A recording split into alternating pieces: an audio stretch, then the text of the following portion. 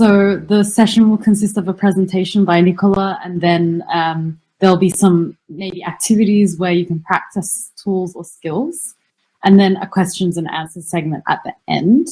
So please keep your microphones on mute until the end, but feel free to use the chat to type your questions, where we can collect them and type them in the shared notes function of the B3 platform. Also feel free to share any resources or anything else you might think is relevant in the chat. We can get the conversation going in there. And in the questions and answers segment, you feel free to turn your microphone on if you'd rather ask your question with your voice. And lastly, if there are any technical issues that you're experiencing, you can also just type that in the chat and we'll try our best to help you out. There's also a private message option for you to message anyone else in the call, and or myself or Lara or Nicola. Okay, anything else that I need to go through? The talk is being recorded as well, just for your information. And the slides we will send out after the presentation is finished.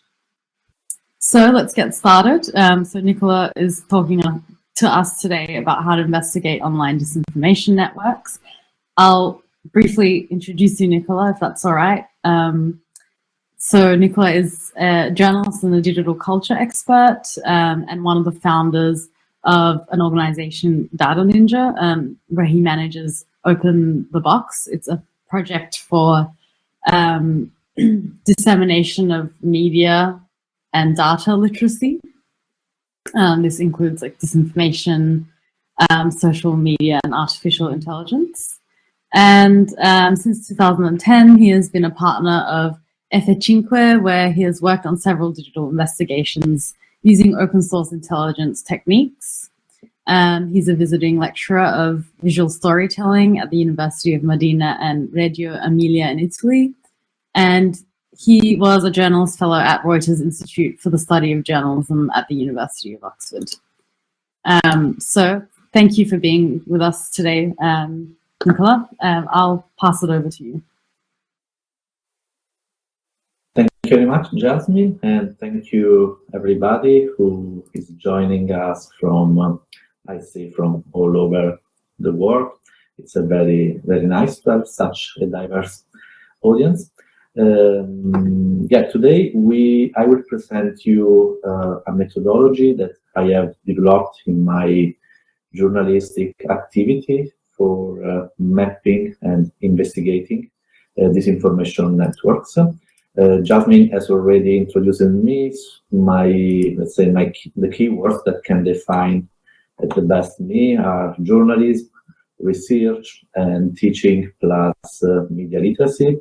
Actually, during the last years, I'm working much more on this teaching and media and data literacy part. But in the last years, I have worked a lot on fact-checking, open source intelligence, and exposing disinformation networks. My approach is a journalistic approach. So I usually start from a hint or from a story, something that I think that's interesting to investigate, and then I try to integrate different tools, different methodologies to investigate better what's the topic. Obviously, as you know, you cannot do this by yourself alone. You're not like a lone wolf like it was in the past for investigative journalists. You need to work in collaboration with the other professionals that have other skills. For example, I have some technical skills, but not so much. Usually I work with data analysts or with developers or with designers. When for example, I need to do social network analysis, that's something that I cannot do by myself, or if I need to visualize something that is very complex. If you want, you can join me on LinkedIn so that we can get in touch also after this talk. I would like to start with a brief interactive quiz with you. So if you can just go on slido.com and then type the keyword disinfo, you will join this Slido. This is the direct link. Also in the chat, you can find the direct link to join the Slido. And we will try to introduce through this interactive quiz some of the topics we will discuss today. And it's a warm-up, so it's not important that you cannot win anything by this Slido. It's just to know better each other and understand what's your level of understanding of this topic. Let me know if you have any issue with this with Slido and if you can join it or not.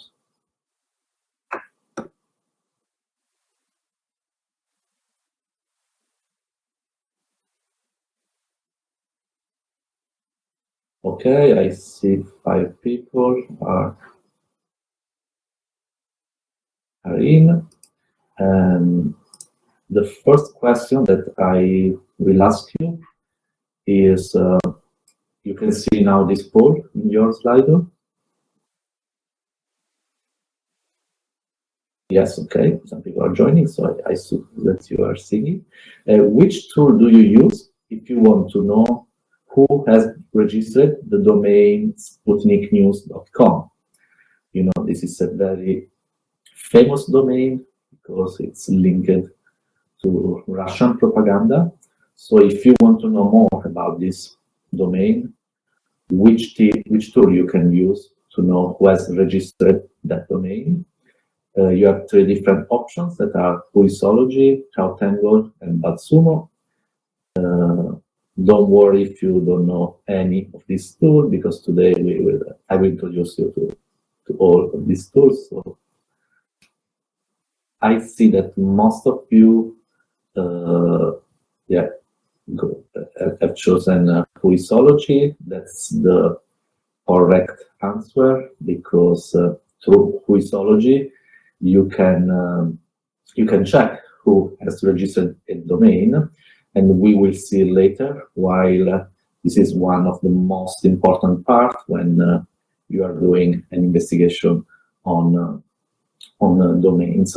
During this talk, I will introduce you this methodology that is very, very focusing on, is very based on domains and websites. And I will explain you why it's important to start from websites, because even if much of this information now is happening on social networks or chat and messaging apps or other places, it's not easy to connect all the dots when you start from a social network, while it's much, much easier if you start from a domain, because you have more tools to check and to get some important hints on that domain. Okay, let's move to the second question. So if you have this code that is CAPUB 1, 2, 3, 4, 5, 6, 7, what do you think is the following code? It's a Google AdSense code, it's a Google Analytics code, it's an IP address, it's a Facebook pixel code. Today I will introduce this concept of the metadata, so the codes that you can find in a web page. Will not be so technical as it seems when you see this code or when you see these tools. Will be very entry level, so don't be worried about if you don't know any of these codes or any of these names, because it's something that very easy that you can do even if you don't have any technical skill at all. So I see that there is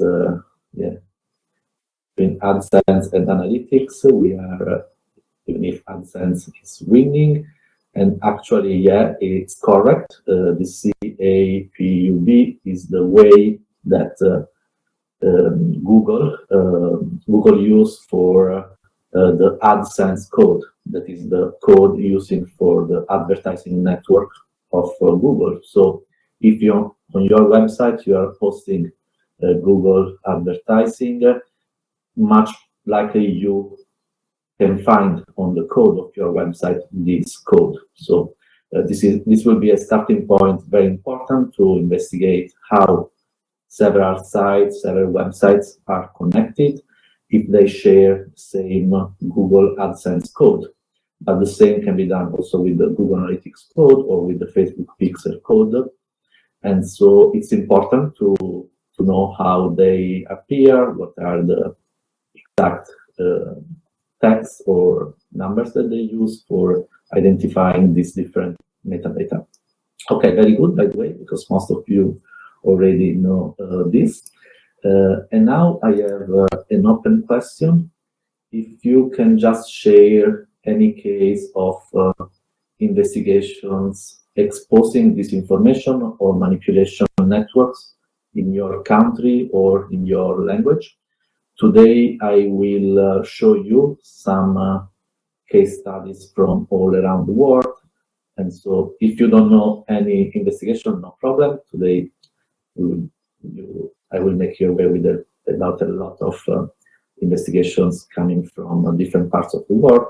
But I usually, when I do my workshops, I like to hear about also other investigations that maybe, I don't know, Vigilant. Okay, this is something that I don't know it's about. I used the Facebook IDS and connected pages to trace a group of far-right-wing accounts. Very good. Counter Disinformation Project, exposing disinformation network hard leaks. Okay, thank you very much. Yeah, the DFR Lab for Ukraine. Yeah, the DFR Lab is one of the most active open source intelligence groups working on information operations. TikTok and Words by Osabul, exposing Wagner, all eyes on Wagner project. German media does a lot of disinformation about Palestine. Cases of disinformation manipulation in Nigeria during the NSARS movement in Nigeria. So as you can see, climate disinfo, that is one hot topic about disinformation. Elections, actually this is one of the most common use of disinformation operating in a coordinated way. And you know that this year more than 2 billion people around the world will go to an election. So we can expect a rise in disinformation actions and networks. So there will be a lot of job to do for us that are journalists or activists or researchers. Wow, really a lot. So Doublethink Lab in Taiwan, Pilos shipwreck in Greece, Anna Mierdzinska worked for Okopress in Poland, but Russian received for others. Very good. ISD report, I stand with Russia case. Okay, thank you. As you can see, when we talk about disinformation campaign, there are different, it's a very wide topic. And so much of this information now happens on social media, but today we will focus mainly on this information that operates through networks of websites that are connected to networks of social media accounts. And the starting point, the main focus will be websites and not social media accounts, because that's much complicated, because each social media has different ways of working. So also for tracing and mapping them, it's much complicated. While websites, I think it's a very good starting point if you want to start an investigation on disinformation campaigns. Thank you very much for all these suggestions. And I come back to my presentation. Yes, as I said, in this talk, I would like to share with you the basics of network disinformation and manipulation campaigns. I would like to share with you a methodology for discovering, mapping, and tracking networks of disinformation. As I said, with a strong focus on websites, so websites spreading disinformation. And the final goal is to raise awareness that disinformation and manipulation campaigns are multidimensional. So you need to adopt a networked approach. You have to look for connections on multiple platforms. And as I said before, you need also a collaborative approach. You need to work with other professionals that maybe work in the data analysis, are developers or designers or data journalists. So it's very important to have this mindset, I think, for conducting disinformation investigation. I will start with the first case study. It's a very, very well-known case study, at least for who is doing my job.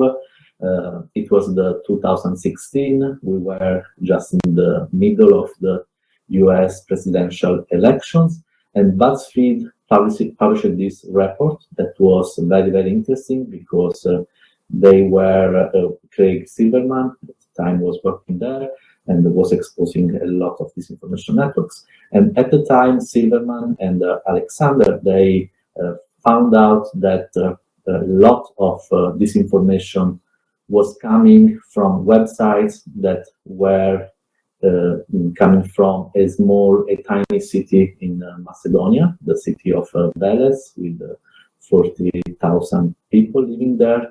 And actually, there was a network of hundreds of websites that were producing news about the US election, so pro-Trump, against Trump, and with the only goal to produce clickbaiting headlines and so to have to make money. Some of this news became very, very popular with 100,000 of shares during the election, and this was the starting point of a methodology that then on which Craig Silverman then has worked a lot in the next years. And me too, starting from this really interesting investigation, I have done an investigation in Italy, and I was monitoring different websites that were spreading disinformation, anti-racist, especially because at the time in Italy there was, as now, a big debate about migration. And I started to connecting different dots, and I investigated on a huge network of disinformation. And also in this case, this network was operating from a tiny city in the south of Italy. The city was Taurianova in Calabria region. And from this small city, there was a network of 4 or 5 people who had built a network of more than 4 million followers on social media through a network of 30, 40 different websites. And I could connect the dots between these websites and social media accounts, and so to have a bigger figure of this huge network, just using the methodology that I will share with you today. So looking at the connections between the different websites. And in this case, it was interesting because just 4 or 5 people from a tiny city in south of Italy had built a network that was bigger than, for example, the followers of Repubblica, that is the most read online newspapers in Italy. So this network approach, when used for disinformation, can be really, really very powerful. The main framework that I like to adopt, as I said before, is network disinformation. And so I like always to consider not just a single website or a single story, a single video, a single post. This much a fact checker approach. I prefer to have more an ecosystemic approach. And if you want to go more into this concept, I suggest you to watch to this project that is the Media Manipulation Casebook project by the Shorenstein Center for Media Politics and Public Policy. They see media manipulation as a process where different actors leverage specific condition or features within an information ecosystem in order to generate public attention, influence the public discourse through deceptive, creative, or unfair means. You can find the same concept expressed also as information operations or influence operations, or now in EU, a lot of people are using this acronym that is Foreign Information Manipulation and Interference, FIMI, that more or less they refer to the same approach. So you don't focus just on a single text, on a single issue, but you focus more on the broader context, on what's happening at the network level. Here you can see the media manipulation life cycle that you need to map, and through the methodology that I will share with you today, actually we will try to go through all these different steps that you have in the media manipulation life cycle. When you have you can see a manipulation campaign planning and origins, then seeding campaign across the web or the social platform. Then you have responses by industry, activists, politicians, journalists. Then there is the mitigation, and then the manipulators adjust their tools to new environments. So this life cycle we have to keep in mind for better tracking some of the disinformation operations. I will share with you now some examples, some case study of disinformation networks. This one was very interesting and was always exposed by Craig Silverman and Alberto Nardelli on BuzzFeed News, and they exposed this biggest alternative media network in Italy that was spreading anti-migrant news and misinformation. What was interesting about this network is that they used some religious account. They had some Catholic websites or Catholic Facebook account, for example, with let's pray today, or let's do something very much related to religion. And they used this content to attract audience, and then to then offer to this audience also anti-migrant disinformation news. So as you can see, when you adopt a network approach, you can have a bigger figure of these big manipulation efforts that are happening. The same was for this network of hundreds of online sites that were spreading anti-Pakistan propaganda by mimicking defunct newspapers. The sites, as you can see, were all registered in the US, but were spread all around the world. They were using the name of not existing anymore local newspapers, and the campaign is believed to be funded by a Pakistani businessman. Another case study, more recent, is this one with dozens of fake news websites and social media accounts that were spreading pro-China talking points. This network was exposed by the DFR lab. You first talked about this in the slide, and in this case, what the report by the DFR lab exposed that there were a lot of websites, in this case also all around the world, that were using fake websites or websites mimicking well-known websites for spreading pro-China, especially for targeting specific audiences, such as the Chinese Americans or people who were interested in China. Another way to do disinformation campaign can be the impersonating well-known websites. This happens, for example, when you impersonate for a well-known website, just changing the name of something in the domain.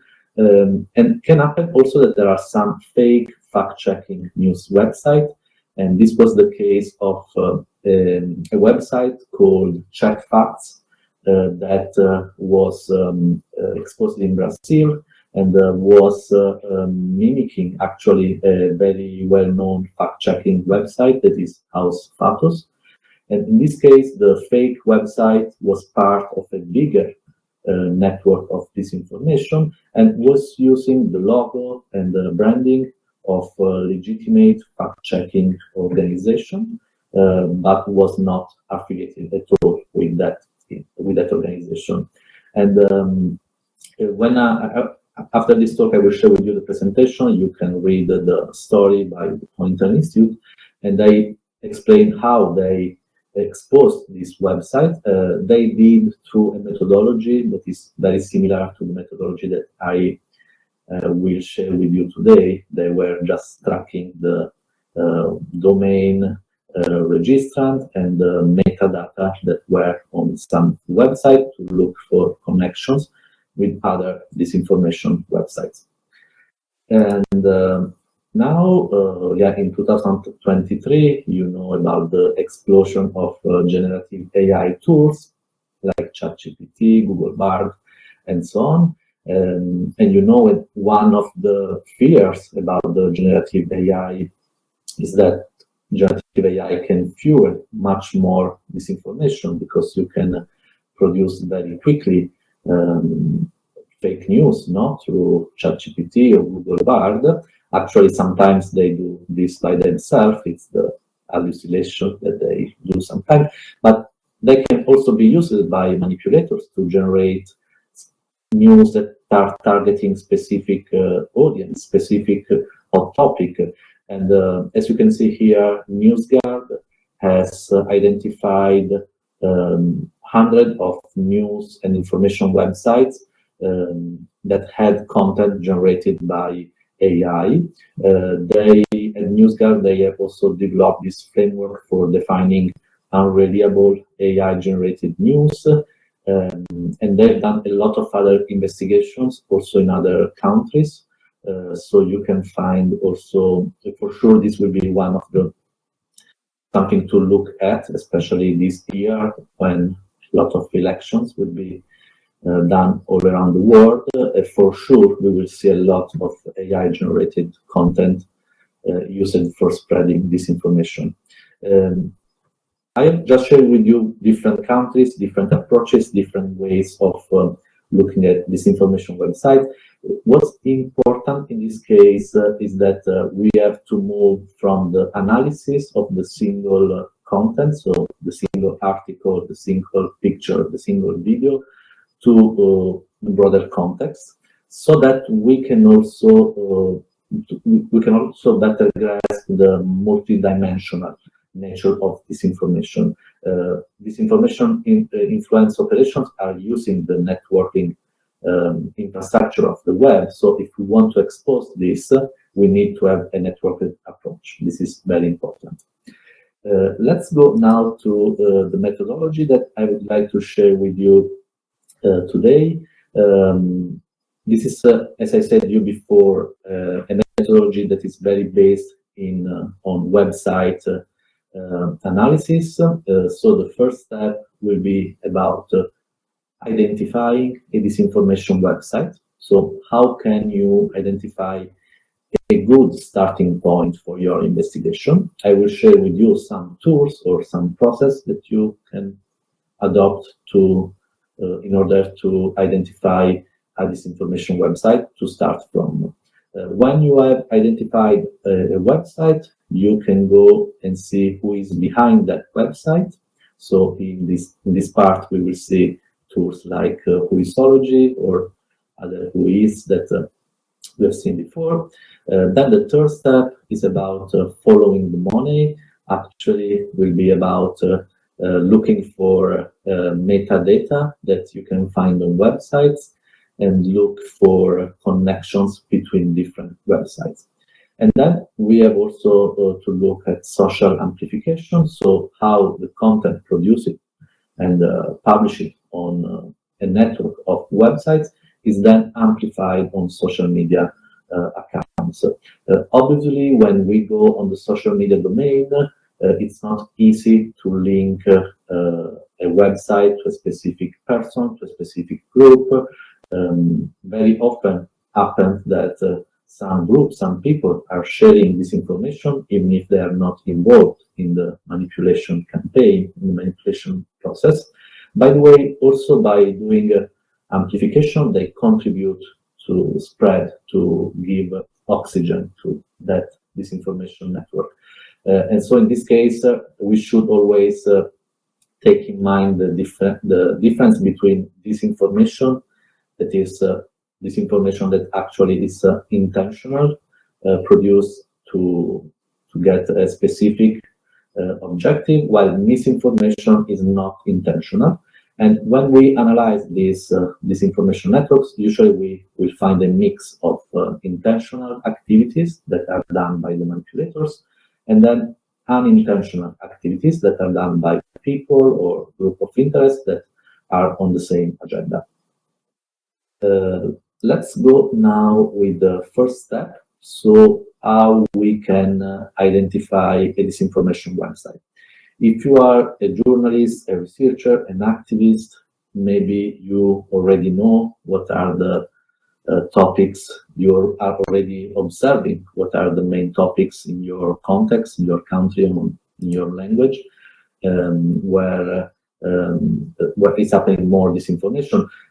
Very likely, most of you have some examples coming from social media, but for following this methodology that I'm sharing with you today, it's better to start from websites, because websites let you access to historical data, business connections, and the network dynamics that usually are not so easily available for social media accounts or messaging apps. So it's not easy investigating networks of, for example, Telegram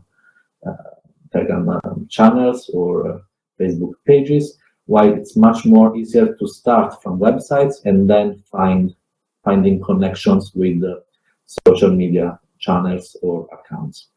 So I always suggest, or for myself, I always prefer to start from websites. The way you can, if you have no idea about from where to start, you can keep in mind that usually disinformation networks exploit two main strategies.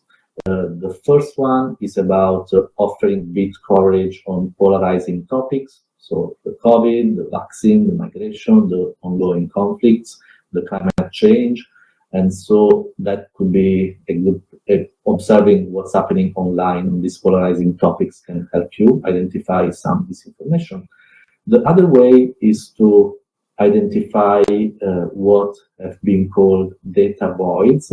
Data voids is a term that describes the search engine queries that turn up little to no results. So when you have, for example, a keyword, and on that keyword there is not so much information because maybe it's a specific keyword or it's not related to the topic you are working on. And if you can identify some of these data voids that are used during disinformation campaigns, very likely you can identify very quickly some disinformation websites.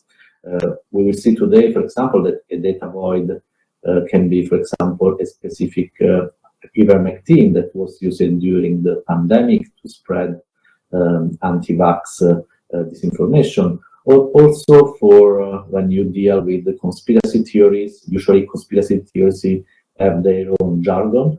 And for example, for the well-known QAnon conspiracy theory, if you start from the adrenochrome, that is one of the words that they use much during the theories, very quickly you can identify some disinformation website. By the way, there are a lot of repositories and databases that you can use for finding disinformation websites. For example, there is this quick voice on Wikipedia, this entry that is a list of fake news websites on Wikipedia, where you can find different websites from different countries all around the world. So I'm sure that for each country that you are coming from today, you will find some examples on this list of fake news websites. Another good tool is the Google Fact Checker, Google Fact Check Explorer. It's a search engine that has been realized by Google that aggregates fact checks that are conducted by organizations all around the world in several languages and countries. And what's interesting is that you can search also by keywords and by images. So, for example, if you identify a specific topic, let's say climate change or climate crisis, or you find a data void, adrenochrome, you can go on the Google Fact Check Explorer, just type this keyword, choose the language that you want to have, and then you will find a lot of fact-checking websites that have already done some fact-checking on that keyword, and very likely looking in the fact-checking websites, you will find some specific websites that are spreading disinformation about that keyword. There is also the European Digital Media Observatory repository on fact-checking articles. Ukraine Facts database, that actually is a database of fact-checking organizations that are working on the Ukraine-Russia conflict. A similar database on COVID-19, the COVID-19 misinformation database.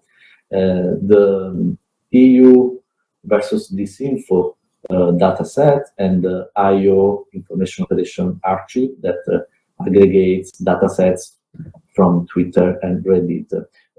Now we don't have the time to look at all these databases. By the way, it's good that you know that we have all these options. Here we have a case study, so I went on Wikipedia list of fake news websites, and I just found out this Gateway Pundit domain that was a far-right fake news website, and I will use this later to show you also how can what investigation we can do on this domain. With the data void, as I said to you before, in this case, I went on the COVID-19 database. I searched for ivermectin, and I got an AFP story talking about an article on the website The Gateway Pundit. That is the same website that we're seeing on the Wikipedia entry. And then if you run a search on BuildWith, that is a tool that I will talk to you more later, you can see that it's part of a bigger network of disinformation websites. The same you can do also with BadSumo, that is a social listening tool. You can go on BadSumo and search, for example, for this data void adrenochrome, and you will get results from suspicious websites, like in this case we have We Love Trump. So once you have identified some 1, 2, 3 domains, so we have We Love Trump or the Gateway Pundit, what you have to do is to understand who is behind this website and why is operating this website.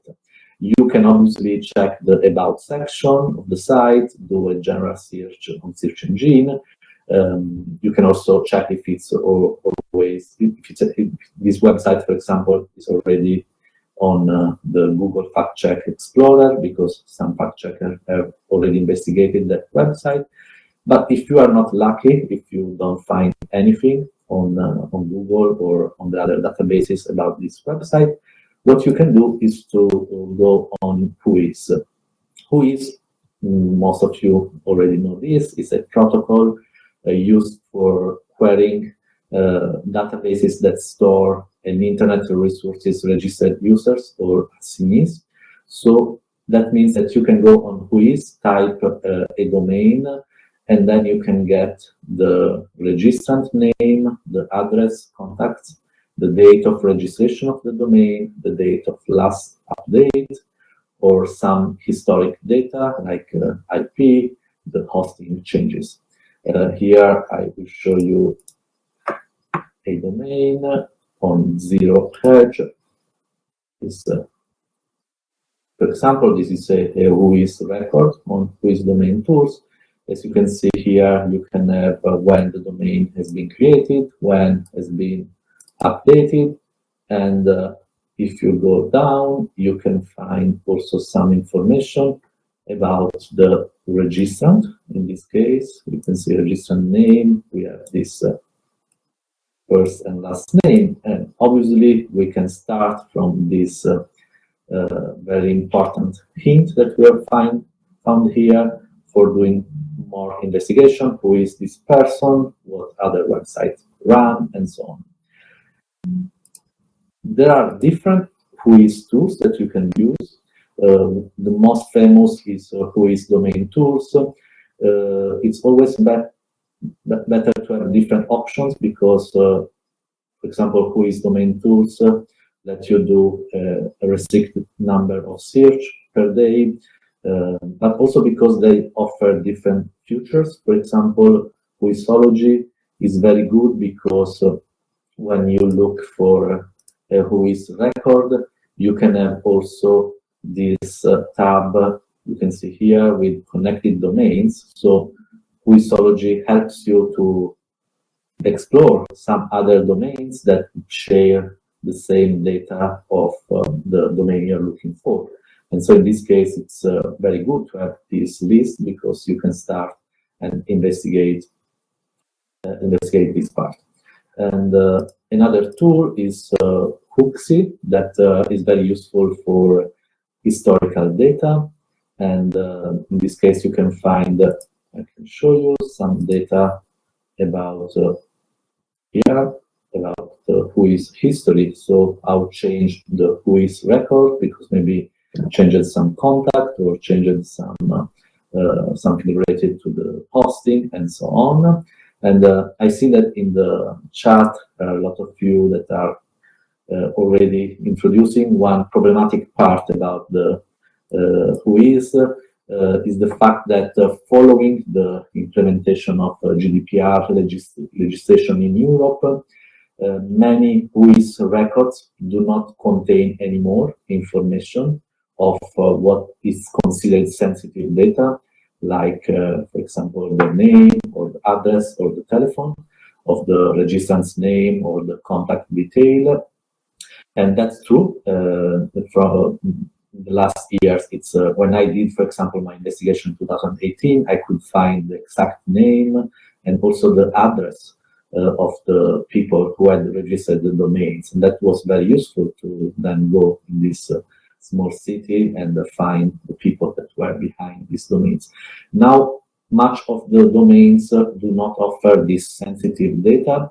By the way, if you are interested, there is a new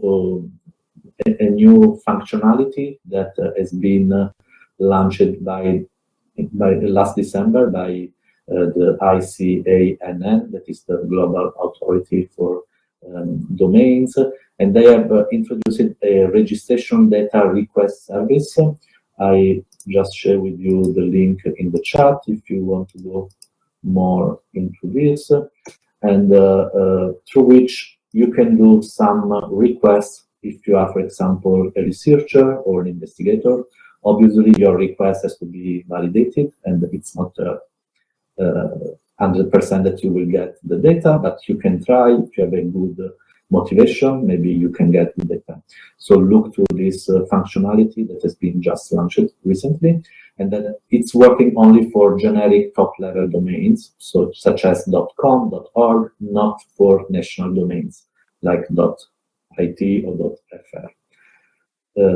So let's go quickly. Step 3, after we have identified a website, we have found some information about who is behind a website, we start to look for connections. So we don't stop to one website. We want to look if it's part of a bigger network. In this case, the starting point are the metadata or the tracking IDs that you can find on websites. Tracking IDs are tracking identification number or codes that are allocated to each website. and you can find different types of IDs. The most relevant, if you are at the entry level, are the Google Analytics and Google AdSense, because are the most used IDs. But I've seen before that some of you were sharing also some investigations that have started, for example, from the Facebook Pixel ID, or from the Amazon affiliate, or share this, or email.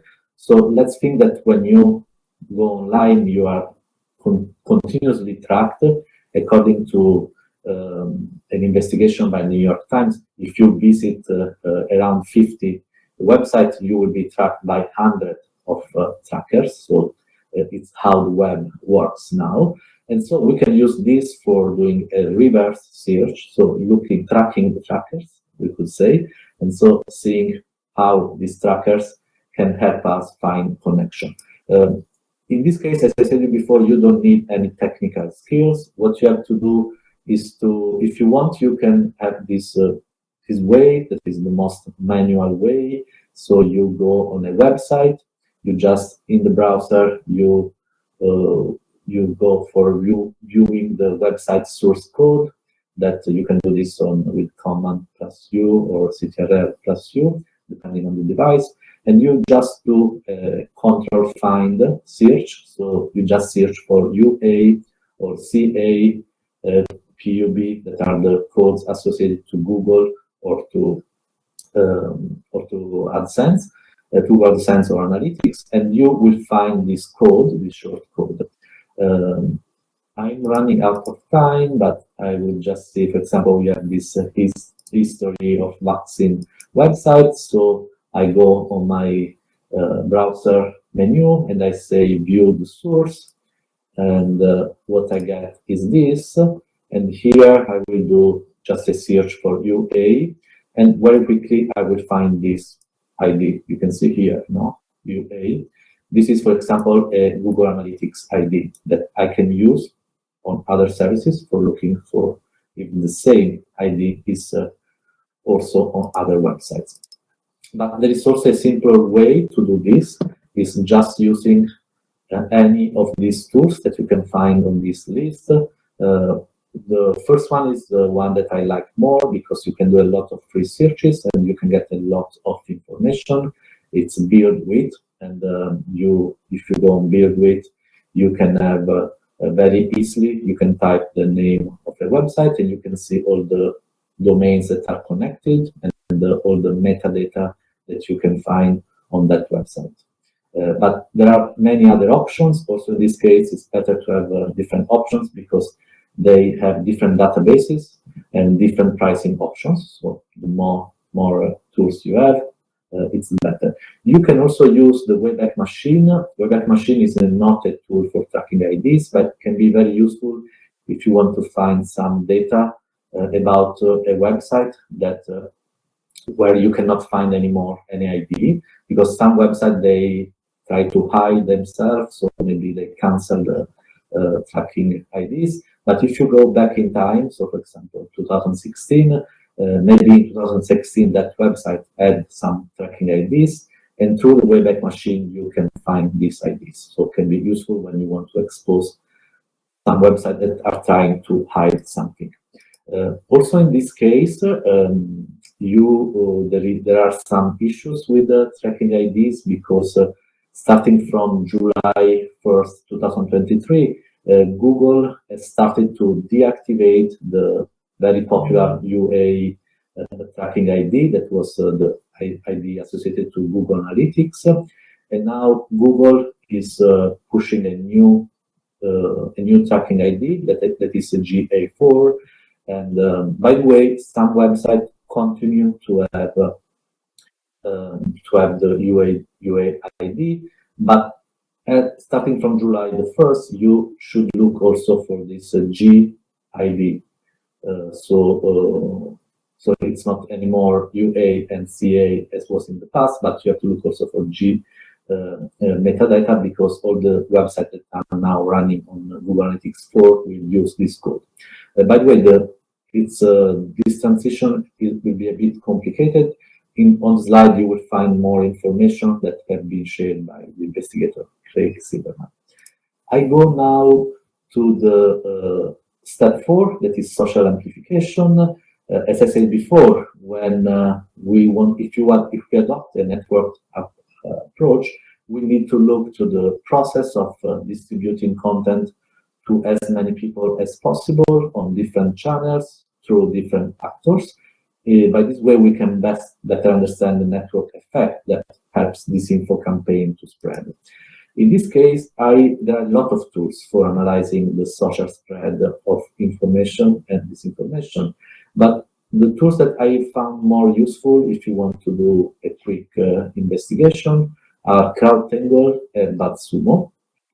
CrowdTangle is a tool that lets us track back how disinformation spreads on multiple channels, starting from a website. You need a Chrome or Brave browser, and you need also a Facebook or Instagram account.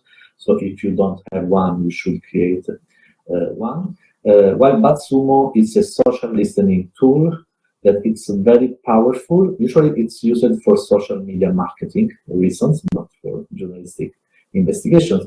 By the way, a lot of investigators use BuzzSumo or tools like this for finding what are the most important trending topics or what are the websites that are spreading information on specific topics. What's nice of BuzzSumo is that you have this content analyzer feature. You can just type the name of a domain, and BuzzSumo will let you know what are the single news, the single articles from that domain that have got more engagement, for example, on Facebook, Twitter, or other social media. So in this case, I just typed this Italy-based domain, and I could find out what was the most spread news coming from that website. And when you go on that news, in this case, I go on the website on that news. In this case, you can use CrowdTangle to see who are the accounts, who are the sources that are spreading more that news. So in this case, for example, there was this doctor in Italy, Matteo Bassetti, but also some groups like Coronavirus News Italia. So by this analyzing this social amplification, this is a very easy way. BuzzSumo, unfortunately, is not free. You have just a 30-day free demo that can be useful for if you want to start an investigation. And it's very powerful if you want to understand who is spreading, just doing a quick search, looking for the most shared content from the website, and then analyzing that content through CrowdTangle, where you can find who are the super spreaders, we could say. Obviously, in this case, the doctor, Matteo Bassetti, who is very popular, was not related to this website, but even if he was not related, he was contributing to spread the disinformation coming from this website. So it can be considered part of that network, even if that was not intentional. He was not part, he was not a manipulator. So these are the 4, I see in the comment that there are some rumors about the fact that Facebook Meta wants to shut down CrowdTangle, but as of today, it's still working. I'm ending my part sharing with you some tips if you want to start your first investigation. First of all, I will share with you an activity sheet that you can use if you want to track, if you want to start your investigation. Here you have a sheet where you can map the name, the domain name, the who is, and email, and all the information that you get while following this 4-step methodology. You can also have this column for clustering the websites or for checking if they are active or no more active. We will share with you also a pre-filled template that follows the 4 steps that I have just explained to you today. As you can see here, how I did this part, and you step by step you collect more information. And then online you can also find. Sorry, I need to go here. You can also, on Exposing the Invisible website by Tactical Tech, there is also a workshop activity that you can find where you can have all this part, and very soon should also be published so a more practical guide for following this methodology. Just ending with some tips when you try to track this disinformation network. I have not talked very much about this today, but the first most important thing is the digital security. So on the Exposing the Invisible website, you will find a lot of useful content for how to set up secure communication channels, how to protect your data with password, how to consider VPN or anonymizing tools for not be identified. Then don't forget to about the ethical aspects. That means respecting the privacy of people. Even if you expose a manipulator, that doesn't mean that you have to go over the privacy issue related to that people. So let's always avoid deceptive practices and always be sure that our investigation is not harming any person. Then try to validate your sources and cross-check information rigorously. It's very easy to find a connection, but it's better to validate very carefully what you find, the evidences. And then don't forget to preserve what you find. This is very important. Today I didn't talk about this because we have not much time. By the way, there are a lot of tools like the Wayback Machine or perma.cc that let you archive and have capture the websites or the web page or the social media accounts. This is important both for avoiding that, for example, a website disappears, but also for collecting your evidence and then show this evidence in a transparent way to your audience. And then don't forget about well-being and resilience. I have worked a lot on disinformation operations, and you are exposed to a lot of bad and not so nice content, and this can be mentally taxing. So be aware of your emotional impact and take some steps to maintain your mental health and well-being. So like regular breaks or discussion with peers and looking for professional support. What's important is that, as I said before, not work alone on this, but always try to work in a collaboration with other people, both for sharing, both maybe for having skills that, for example, I don't have, like technical skills or digital data analysis skills, but also for support, for sharing what you found. In the presentation, you will find some of my contacts, so feel free to get in touch with me. Okay, I have finished my presentation. Sorry if I got a bit longer than what I was supposed to be. Thank you, Nicola. That was very informative. I guess we can continue with some questions that were posed in the chat.